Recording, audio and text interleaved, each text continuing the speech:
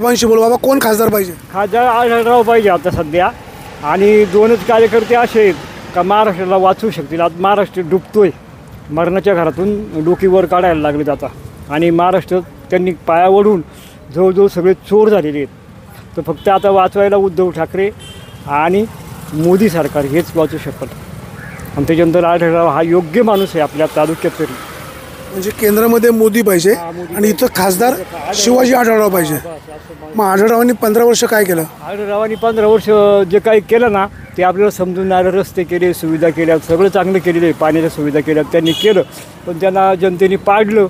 हा सगळ्यात मोठा गुन्हा केला. त्यांना आत्ता पण तेच पाहिजे होते मागच्या वेळेस, याच्या वेळेस. यांनी आपले खासदार कोण आहेत? आपले खासदार आता हे कोल्हे. त्यांचं परफॉर्मन्स काम कसं आहे? त्यांचं काम चुकीचं आहे. आमच्याकडे खानगावला कधी आलेच नाही. मी अजून पाहिलेच नाही जुन्नर तालुक्यात कुठं का कुठल्या कार्यक्रमाला का कुठं काहीच अजिबात नाही का कुठं नामनेच लागलेलं नाही. कोल्हेंवर नाराजी का? हा, कोल्ह्यांवर नाराजी आहे आमची. काय त्याचं कारण? आले नाही म्हणून? आले नाही म्हणून नाही, कामच नाही ना काही केली त्यांनी. पुढं काही केलं दाखवा तुम्ही. अजिबात कामं नाही त्यांची, काहीच नाही अजिबात. कशाला उगत हे करायचं, उगत फापली किंवा लोकांना काही. देशाचे पंतप्रधान नरेंद्र मोदी पुन्हा का पाहिजे, त्याचं कारण काय? हा, याचं कारण असं आहे ते म्हणजे संसाराला म्हणजे संन्याशी आहेत आणि त्यांना फकीर का त्या फकीराला जाण आली की गरीब कशी जगतात. आणि गरिबांसाठी त्यांनी 4 आणे सोडलेत, सुविधा केल्यात, घरकुल लोकांना दिलेत. शेतकऱ्यांना 5-5, 6-6 हजार रुपये सोडले, 2,000 रुपये काहीतरी 4 महिन्याला 3 महिन्याला सोडलेत. म्हणजे माणसाला जगता यायला लागलं.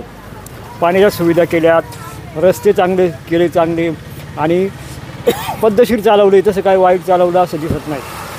आता विरोधी पक्ष सगळे एकत्र येऊन इंडिया आघाडी स्थापन केली आणि मोदींना खुर्चीवरनं खाली खेचायचंच असा प्रयत्न सुरू आहे. आता त्यांचं ते चुकणार आहे सगळं. मोदी येणार म्हणजे येणार, 100% येणार. मी सांगतो केंद्रामध्ये सत्ता कोणाची? यांचं बघा, इकडे बघा, हे कोण होते? शरद पवार, अजित पवार, हे सगळे एक झालेले आहेत. आणि एक होऊन काय करतात, हे विचार करतात का यांना पाडायचे. पण शेवटी काय होणार आहे, जो निर्णय सत्य, जे परमेश्वर सगळं सत्य वर पाहत असतो की काय चाललेलं आहे जगामध्ये, त्याला डोळे फार आहेत. तो बरोबर बघून सगळं त्यावेळेस त्यांना बुद्धी देऊन आणि तेच करणार, तेच येणार. कोण? मोदीच येणार. आता शरद पवार काका पुतणे विभक्त झाले. काकाचं बरोबर का पुतण्याचं बरोबर? नाही, दोघांचे चुकीचे होते.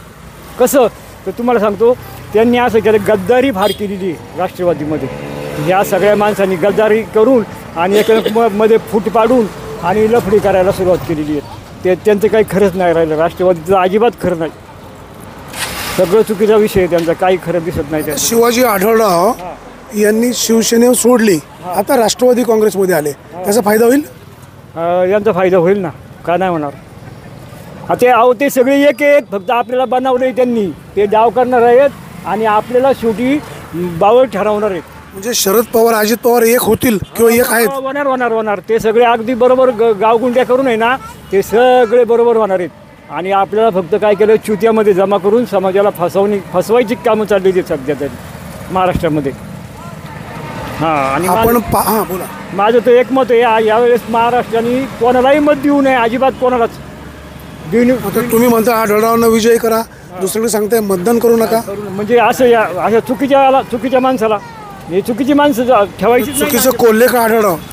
कोल्हे चुकीचं आहे ना, आढळराव चुकीचं नाही. त्याची कामं 15-20 वर्षात आंबेगाव तालुक्याला सुजलाम सुफलाम केलं, पाणी आणलं, धरण केलं, किती केलं आंबेगाव. तुमचं नाव काय? शिवाजी लक्ष्मण वंडेकर, खानगाव.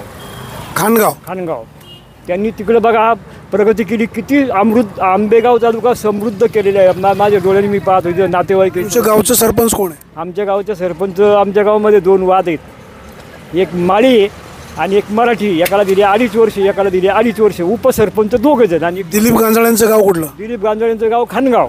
त्यांचा पक्ष BJP. आता पहिलं शिवसेनेत होते, आता BJP मध्ये आले. दिलीप गांजाळे आढळरावांचं काम करतील? मग 100% करणार ना. नाही करणार. का बरं? मग ते राष्ट्रवादीमध्ये गेला ना तो आता. त्यांची महायुती आहे ना, राष्ट्रवादी काँग्रेस, शिवसेना, भाजप महायुती आहे. मग करील तो. मग करेल. कोणालाही पण सांगितलं तुम्हाला मी 50 लाख रुपये देतो, लगेच सारखता येते तिकडं. कोण म्हणतो? मी सांगतो ना तुम्हाला. नाही, कोण सरकतं? अहो हे सरकतात तो कोण आता राजकीय राष्ट्रवादी पुढारी. राष्ट्रीय पुढारी हा सगळे राष्ट्रीय पुढारी सगळे असेच सगळे बाबा धन्यवाद. तर कोणाला मतदान करायचं तुमचा प्रश्न आहे, हा. परंतु आपण एक पाहतोय बाबांनी प्रामाणिकपणे सांगितले की राष्ट्रवादी काँग्रेसची जी फाटाफूट आहे ही फाटाफूट फक्त वरवर दिसते, हा. हे लोकांना बनवायचं काम चालू आहे. काम चालू आहे. अर्थात खरं खोटं काका पुतण्याला माहिती.